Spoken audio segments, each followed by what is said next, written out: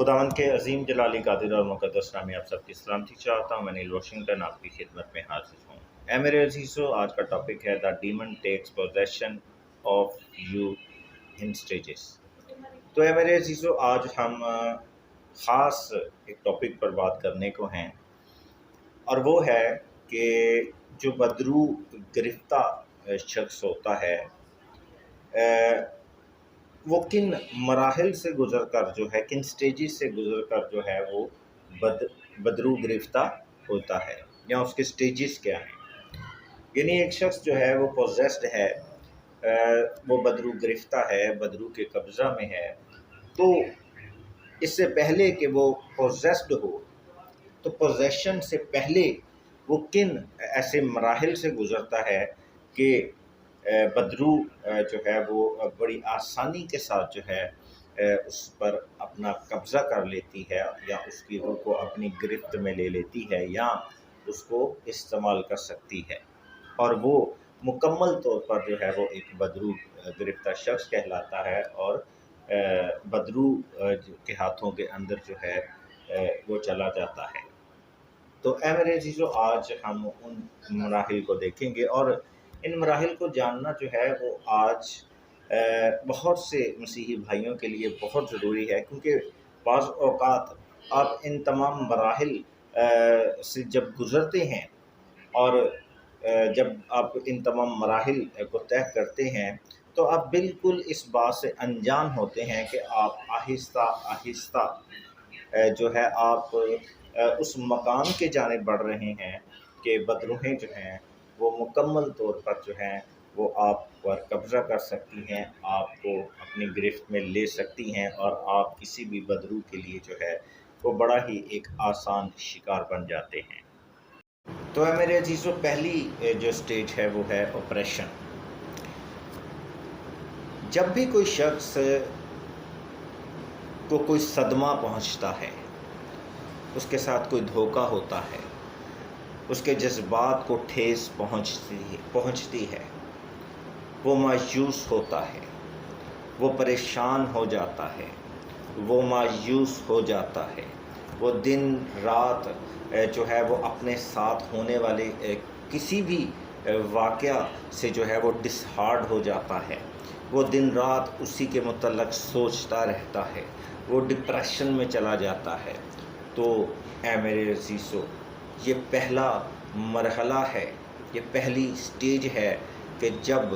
بدروہیں جو ہیں وہ آپ کی جانب جو ہے وہ توجہ دیتی ہیں، وہ آپ کی جانب فوکس کرتی ہیں.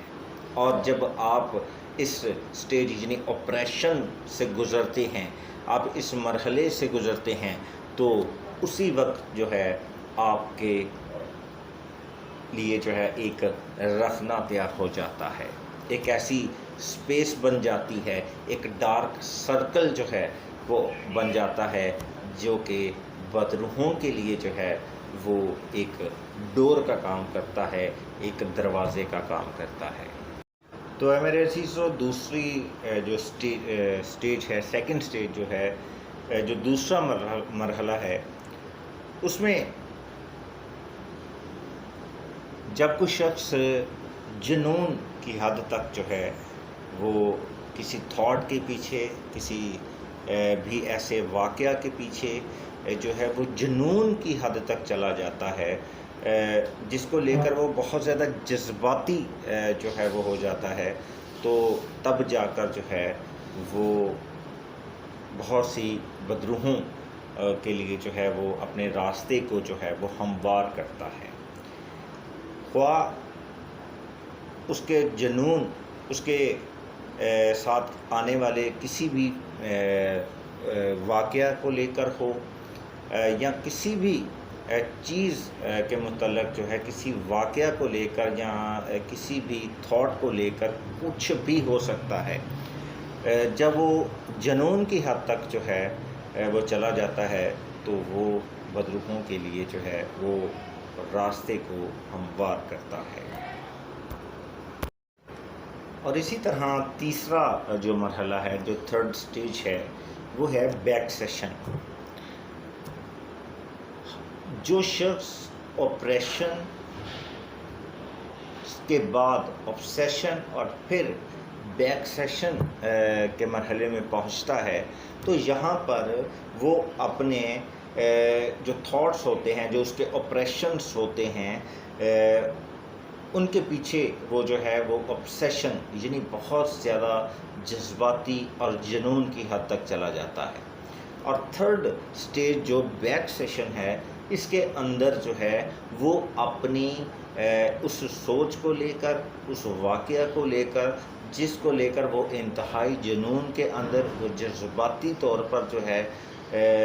جب پہنچتا ہے، تو یہاں پر بیک سیشن تھرڈ سٹیج پر جا کر جو ہے وہ اپنی اس سوچ کی پشت پناہی شروع کر دیتا ہے۔ یعنی وہ کوئی بھی ایسی بات ہو، وہ کوئی بھی ایسی سوچ ہو، نفرت انگیز ہو یا کسی بھی ایک پرسن کے لیے ہو، ایک خاندان کے لیے ہو،